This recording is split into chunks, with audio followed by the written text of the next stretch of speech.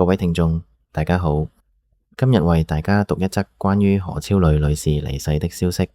信德集團執行董事何超好今日2026年4月12日安詳辭世，享年60歲。臨終前，家人一直陪伴在他身邊。信德集團已發出正式公告，證實他的死訊，並代表家屬發布哀悼聲明。何超操是已故澳門賭王何鴻燊與二太藍瓊英的三女兒。她出生於1966年，畢業於美國加州佩珀代恩大學，主修電訊學及心理學，獲文學士學位。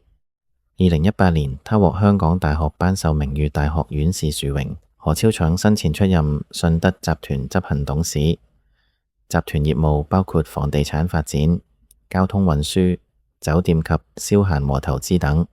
她被父親何鴻燊稱為最能幫忙的女兒，長期投入家族企業的管理工作。何超好亦熱心公益，曾擔任東華三院董事局總理及董事局主席，香港遼寧社團總會創會會長，香港義工聯盟常務副主席等多項公職。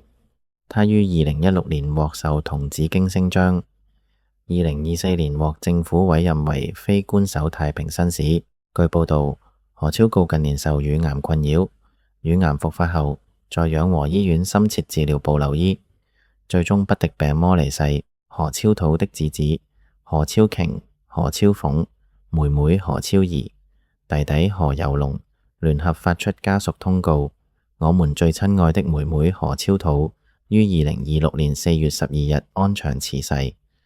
臨終前，家人一直陪伴身邊，感謝各界慰問與關心。在此沉痛時刻，祈請理解與包容。字裏行間流露出對妹妹離世的無盡哀痛與不捨。何超草生前低調務實，除了專注家族事業，亦積極參與社會服務。去年11月，他曾為香港遼寧社團總會拍片，呼籲市民在立法會換屆選舉中踴躍投票，強調香港的未來需要大家共同參與，發揮公民責任。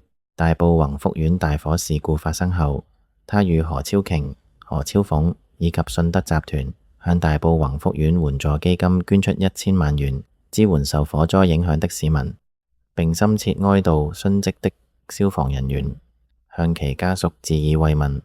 何超土的一生體現了對家族事業的投入和對社會的貢獻。他終身未婚，生活作風簡樸，將不少精力放在公益和青年事務上。何超土的離世令各界感到震驚和惋惜。他的家人和朋友在這個沉痛時刻需要時間和空間去面對和哀悼。以上是關於何超蕾女士離世的報道，多謝大家收聽。